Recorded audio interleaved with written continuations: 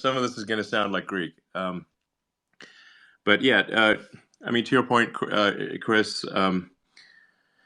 Actually, the funny thing is, like, we're actually dying to get this rocket off, no matter what happens to it, because there are so many improvements between Booster 7 and Booster 9, um, literally hundreds. And I mean, for example, like some major ones, like we moved from hydraulic thrust vector control to electric, from Booster 7 to Booster 9. Yeah. The entire heat shield structure on the base of Booster 9 is completely redesigned for Booster 7. So Booster 7 has kind of a retrofitted heat shield system between the engines. And this is very important because I think about it, if you got 33 engines, and if any one of them goes wrong, it's like it's like having a box of grenades. Okay, it's a really big grenades, and so if one of those grenades goes off, you don't want the other grenades to go off too. But we had to retrofit the heat shield, the sort of blast shielding essentially, and heat shield. It's both blast shielding and heat shielding at the base of Booster 7. Because we realized that the initial shielding that we had was just way too weak. So we've taken that Booster 7 apart, put it back together again so many times. It is an artisanal rocket, artisanary at scale. We just wanted to take off and move on to Booster 9. There's still a lot to learn, of course. This is also a sort of fully autogenous rocket, so that means we're using gasified oxygen to pressurize the oxygen tank, gasified methane to pressurize the methane tank. This is a tricky situation because if you the gas is trying to liquefy as you're as you're trying to pressurize a thing with its own gas. Naturally, it wants to cool, and what's called the ullage, the pressure and gas in the tanks. It wants to cool down and shrink as quickly as possible. Yeah. So you're sort of filling it while it's condensing at the same time. How those relative rates work remains to be seen, because we've not done that with either the ship or the booster or with full tanks. So there's a question of will the engines be able to provide enough pressure and gas to keep the booster and the ship pressurized? Remains to be seen. But hopefully we'll get good data either way, even if it doesn't work as well as we had hoped. There are many improvements in the valves throughout the vehicle. It's always tricky when you want to have a valve work across a wide temperature range. So you can design a valve that's going to work at really cold temperature, or a valve that'll work at hot temperature, but it's really hard to design a valve that'll work all the way from cryo to hot. So there's a million ways this rocket could fail. I could go on for hours.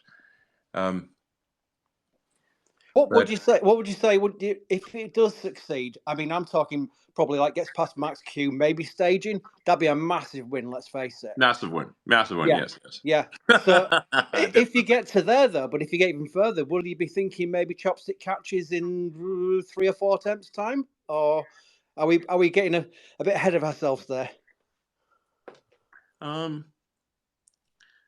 Well, 3 or 4. Depends on how well these launches go. It's an easier move to try to catch the booster because the booster, like, that's obviously a thing we've done before, albeit not with chopsticks. But when you think about like ground safety, because we're obviously we want to be very careful about not endangering anyone on the ground. We can do the booster can boost back to the launch pad, and with a very relatively small landing ellipse, so you're not really you can boost back and not overfly populated areas. But for the ship, now you've got a much harder problem because you're coming in. It's kind of like the space shuttle. You're coming in over the United States, Yep. So so we've got to make sure that the ship can land accurately, get through max heating, and max heating is extreme. Like this thing's coming in, like the ship is coming in like a meteor. It's blazing hot. So does the heat shield work? This is a big question. I mean, I think the heat shield, like we know the heat tiles work, but if we have gapping in the tiles, or the hot gas seal at the flaps is a quite a dangerous place. That's where the hinge point of the flaps, for the front and rear flaps. It's really difficult to achieve a hot gas seal there, because you've got something that's moving. The flap hinge is rotating, but you got to stop hot gas from getting through there, and then relight the engines and land. It's a lot to be done. So I'm sure the people want to talk. I don't dominate the time of there's proper reporters like Kristen Davenport on here as well. So I'll just simply say, Elon, I really sincerely. I mean, I've got to be an objective reporter, but honestly, we all hope it works. We all wish it the best. We all wish your team the best, and it's really for humanity, because it's such an exciting rocket. What it can do, the capabilities of it. We all wish you the best, Elon. Thank you. Yeah, it's kind of this is definitely giving me some pointers for things to improve about spaces, because it's not that easy to actually look through the list of Yeah. requests and actually figure out who to give, enable to speak. Seems to work well best for smaller spaces, but once you get past a certain level of requests, it gets crazy. Like I actually don't see Chris Davenport on the list. Oh yeah, he's right next to me. I don't know if I can bring him on. Okay, maybe. Let's have a look. No, it doesn't let me do it. Maybe I can make you let's see. I'll make you a co-host. Maybe that'll enable it. Yeah, that might work.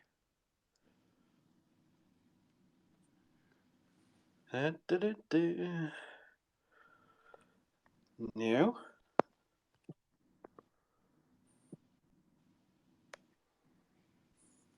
I think I'd like maybe talking to Chris Davenport later as well. I'll tell you what, while I'm talking to Elon, if people want to DM me questions, I'll ask Elon the questions you want to ask. That'd be one way of doing it. Until someone else comes on, I've got a quick query about KSC Starship. You got 39A, you got the tower built. Are you still looking at LC-49? Yeah. So, yeah, we've built the launch tower at 39A, but before we do launches from there, we've got to have redundancy for crew. So that we're building out the ability to launch crew from Pad 40 at the Cape.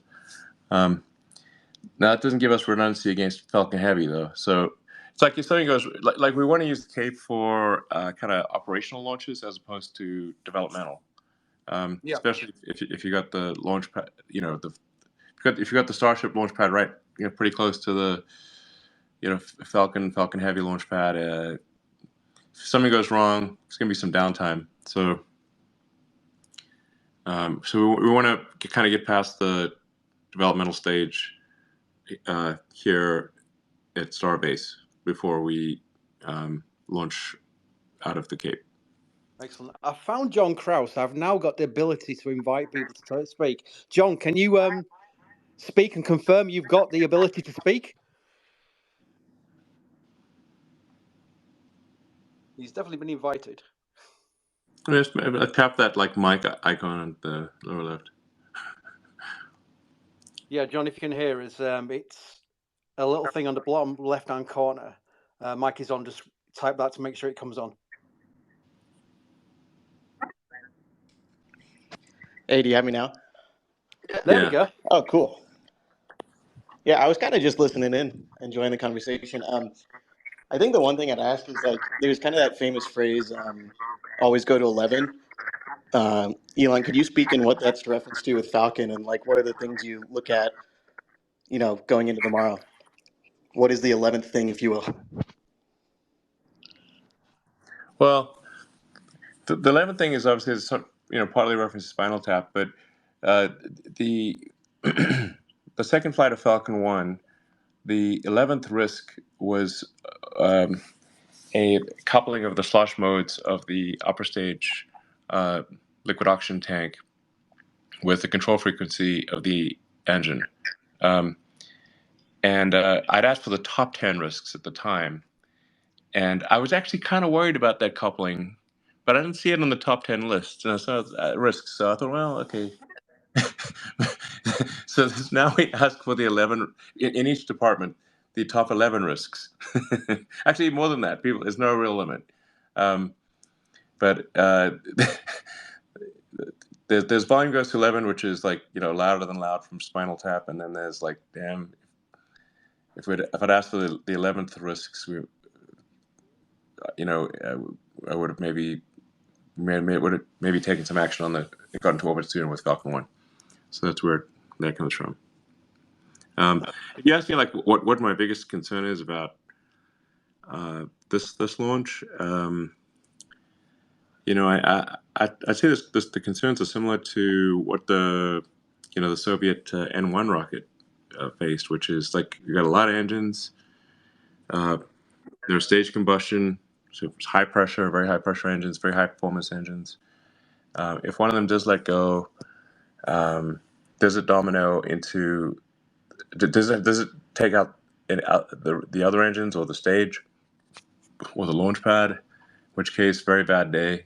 That would be my biggest concern is losing an engine that cascades into loss of the launch pad is really the thing we're concerned about.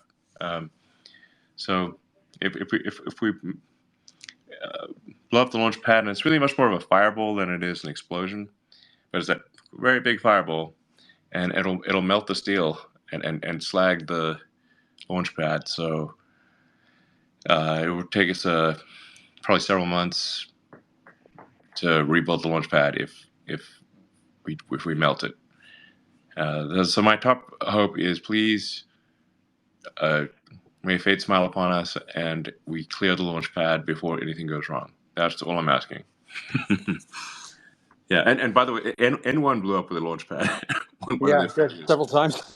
Yeah, I've also added Ellie in space, because I know she'll ask you some good questions about Starship. Hey, Ellie, if you can speak, you're on. Can you hear me? Hey. Yeah. Hey, Elon, first of all, thanks for hosting this space. This is really great. And I was just curious, in the midterm, what is the priority with Starship? To develop and demonstrate refueling capability, work on the HLS variant, or are you just in general still proving the concept? No, I think I'm just, like I said, I really want to lower expectations as much as possible here, and use as an example the Soviet N1 rocket, which is really the closest rocket comparable to Starship, and Starship is in some ways more risky than the N1. It's a lot more thrust. It's running a higher chamber pressure. It's a full flow stage combustion, and it's got a cryogenic fuel. Cryogenic fuel has the added risk of fuel gasifying and forming a fuel oxygen pocket, which then if you get a fuel ox pocket forming that lights off, it's a gigantic boom. So even if it happened in an engine compartment, it would really be quite bad. Now we do have we are running nitrogen purge on the as much as we possibly can on the engines that on the launch pad, and then we have a CO2 purge in flight, so that should mitigate the risk. But you can if the engines can always leak faster than you can purge, so that's possible, and then you can like I said, get a fuel air combination, and then it's the curtains. So it's a very risky flight. This is not something that is a sure thing at all. I guess I'm just wondering, in the next few months, if we see a successful flight what happens next? Yeah, I think I just need to set expectations that it probably won't be, and maybe the second one will be, and maybe the third one will be, but probably tomorrow will not be successful. If by success one means reaching orbit. This is not to say that there's something we're aware of, that if there was something we were aware of, we would deal with it, but there isn't anything we're aware of. It's just a very fundamentally difficult thing. That's why I prefaced it by saying that the Soviet rocket engineers, which really was the entire Warsaw Pact, frankly, their combined capabilities still resulted in failure despite maximum motivation, and they were the A team. So just please set your expectations appropriately. That is success is not what should be expected tomorrow. That would be insane. So, but we've made a number of improvements with. Anyway, I sorry, and I will need to go back to work shortly. So, what actually matters here is the fact that we are building rockets at a rapid pace. So we've got Booster 9, Ship 26, almost ready to go, and we have a steady cadence of rocket production afterwards, and with significant improvements between each iteration of the rockets. So you can think of the payload for this mission is information, information that allows us to improve the design of future Starship builds. That is our only goal. If we get any information that allows us to improve the design of upcoming builds of Starship, then it is a success. It is purely learning. So, yeah, that's really what matters here. Now, in the long term, so it's so difficult to predict what will happen between now and then. But in the long run meaning, I don't know, 2 or 3 years, we should achieve full and rapid reusability. The physics of this design allow for that in a way that Falcon 9 does not. Because we've got much higher performance engines, there's some economies of scale, and we're using a propellant that is a higher ISP. So, but full and rapid reusability will mean that the cost of a Starship flight will be less than the cost of an expendable Falcon 1. So meaning maybe it's $1 million per flight, or a few $1 million per flight, or something like that. If you have a high flight rate and you have full and rapid reusability, even a rocket the size of Starship might be $1 million a flight or something. So, which just kind of boggles the mind. And you combine that with orbital refilling, which requires this sort of a ship docking with a ship, which we know how to do because we've figured out docking with Dragon, and if we're docking with ourselves, that's way easier than docking with the space station.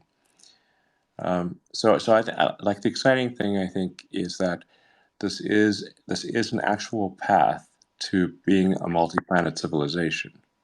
Like that success, the fact that success is one of the possible outcomes is the amazing thing. Now we need to make it from being one of the possible outcomes to actually being probable. That's very difficult.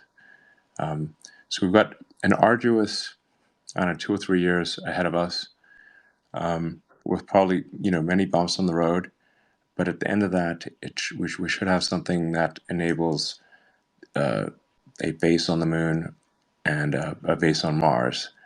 And we really are designing this for just an extremely high mass flux to the moon and Mars, and it can do both. But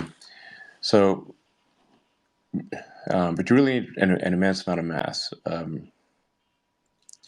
Rough order of magnitude, probably 5 million tons to useful load to Earth orbit to get to 1 million useful tons to Mars surface, which is probably what you need for a self-sustaining civilization. And in order to pass the great filter effectively, one of the sort of Fermi paradox great filters, which is, are we a multi-planet species or not?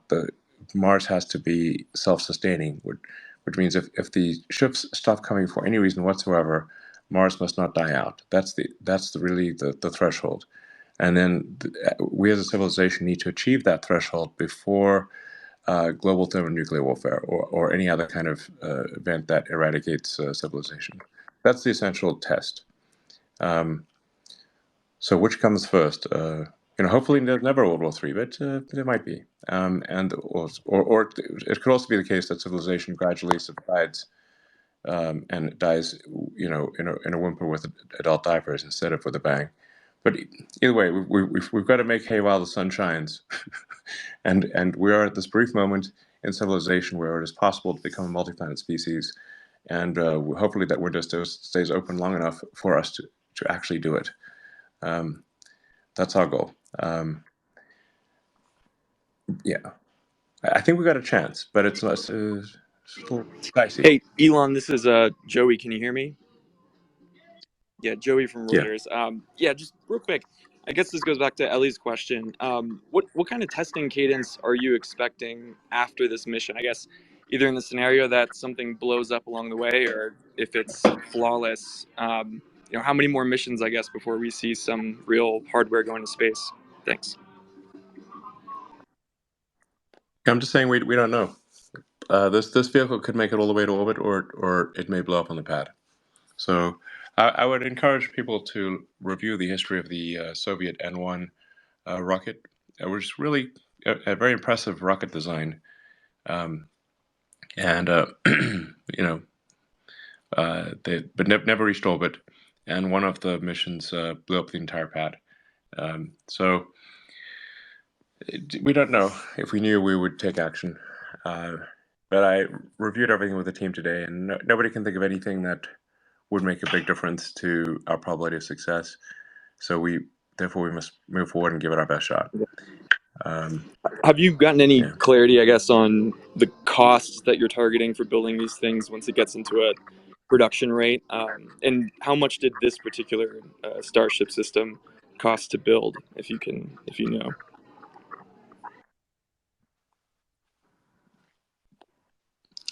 It doesn't really actually matter what this particular vehicle cost. It'd be a bit like saying, like, if you've got a soap factory, what did your first bar of soap cost? Well, $10 million. But that's not actually what the bar of soap cost, because what matters is what does it cost at volume production. So and then if you've got a fully reusable rocket, now you're not throwing it away every time.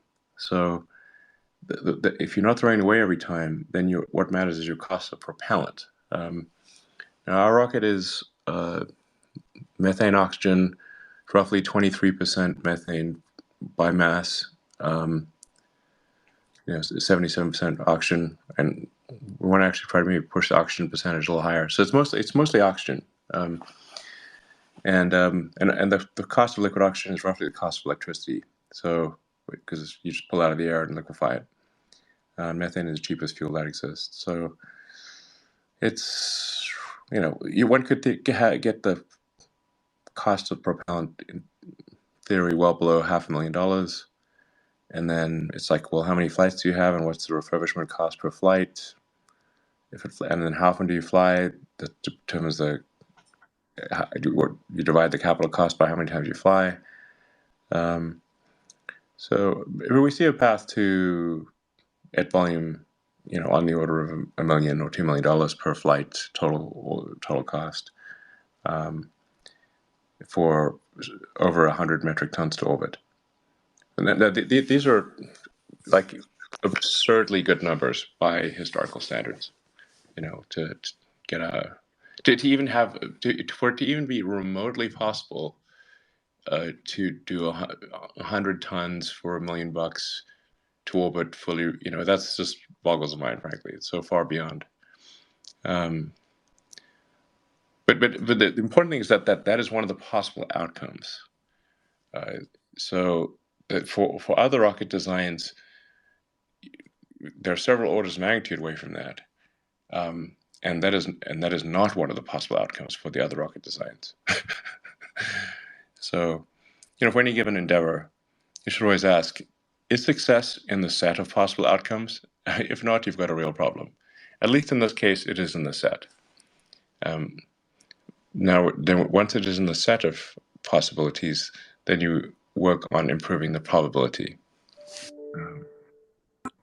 Gotcha. Yeah. And about So, the orbital refueling tests, what kind of, I guess, testing timeline do you imagine with that? Do you do that in parallel to other types of tests, or when should we, I guess, expect those?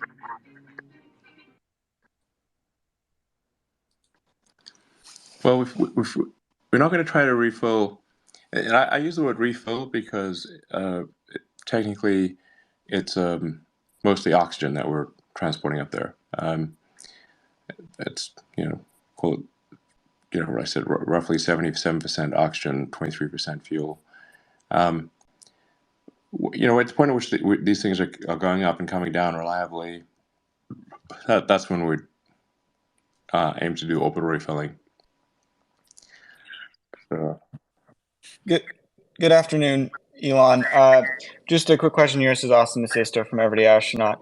In terms of your launch tomorrow, can you share, obviously the payload bay door is welded shut, but did you guys put anything in there? Obviously, we've had a history of some interesting items on inaugural launches. And then what helped you get to the decision to not try to attempt to soft land Ship 24 near Hawaii, since Booster 7 is doing a boost back burn and doing that in the Gulf? Thanks.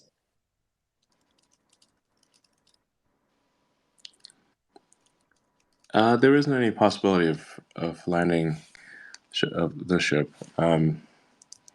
soft landing it. So that would mean putting legs on it. Put legs on it. You shift the center of gravity, the center of mass rearward, and then you have to put ballast in the forward section. So it's not a simple matter to try to land it somewhere. What matters is, like, it looks like I said, that we need to set expectations low. If it gets to orbit, that's a massive success. That's more than the smartest Soviet engineers could do at the height of their powers, with maximum motivation. And they weren't aiming for, well, at least the initial iteration was not. The N1 was not a reusable rocket. This one is.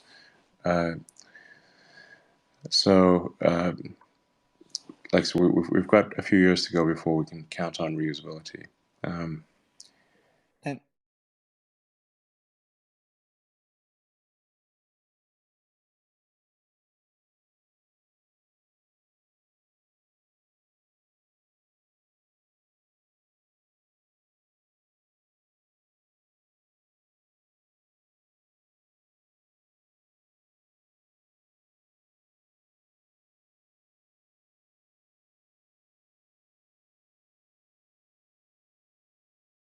Like I said, my main concern is that when we light the engines, that the engines, none of the engines explode, and that if one does explode, that it's contained and does not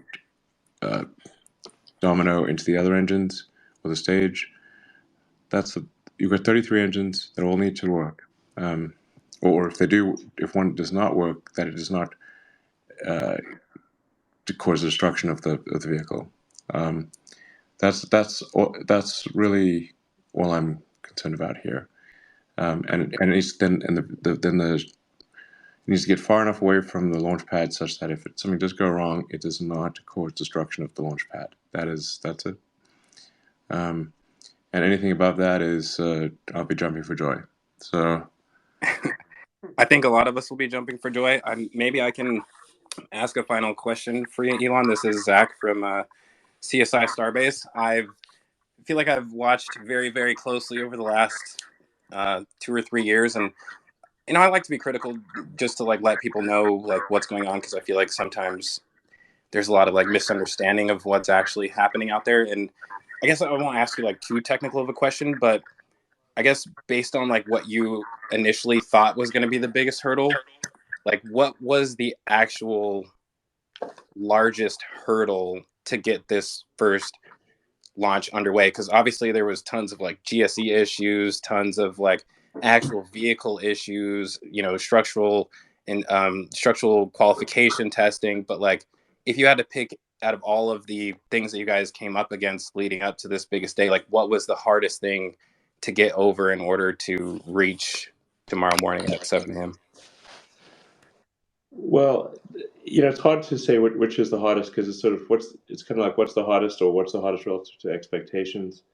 I suppose that if one to pick one thing, it would be the engines.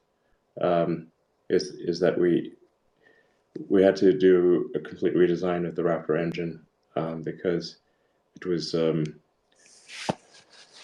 just Raptor 1 was simply not reliable, and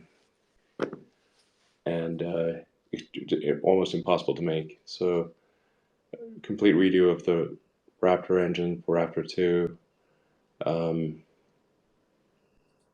Probably the single biggest thing that set us back, I don't know, 6 to 9 months probably. Yeah.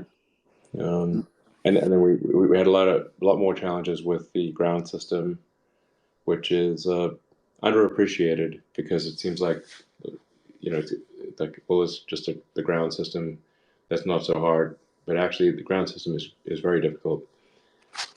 I promise you that I appreciate it. I've noticed every single change along the way, and it's been interesting. I mean, just from my point of view, it seems like most recently you guys definitely drastically increased the amount of sensors in order to like make sure that everything goes flawlessly. I feel like a lot of people don't really like appreciate the amount of changes that you guys made over the last few months in order to kind of make this go off flawlessly. I mean, I don't know. I feel like the GSE stuff just doesn't get covered enough overall, like even from SpaceX, like letting people know like what's all involved in just getting this off the ground. So I don't know if you have like any comments on just like a huge thing that you wish didn't happen leading up to this or something like that, GSE related. I can't really think of one like single thing. I mean, I guess in retrospect, we should have gone with kind of relatively off-the-shelf vacuum jacketed horizontal tank Thanks. or propellant, instead of trying to kind of make our own. We call them like the hot dogs, the big horizontal vacuum jacketed tanks. Right. So probably should have gone with those instead of trying to build our own. But I would like to just say that the importance of the ground side is really, it's just as important as the boost stage and the ship. So you can think of like I call the ground side stage 0. And if you get stage 0 wrong, then you're gonna have the worst day of all. Where you blow up the launch stand and the rocket. So getting the ground side working well, because the ground side is also controlling. Like when you start up the rocket, the ground side is what's controlling the abort. So if you have an issue with the engines or the stage or anything like that, and you've got to detank and save the stand, then you're reliant upon your stage 0, your ground equipment, to keep the whole thing safe, and all the software and logic that goes with it. So just trying to big plug for just the stage 0. Even though it doesn't fly, it's just as important as stage 1 and 2. So, all right, with that, I got to get back to work, guys. So, Hey, if I can, just one quick question. What do you think the chances are this thing actually lights up and launches tomorrow, or do you think there's the higher chance of a scrub? It's more likely to scrub than Go fly. to Tuesday and Wednesday, or do you think there might be some longer scrub?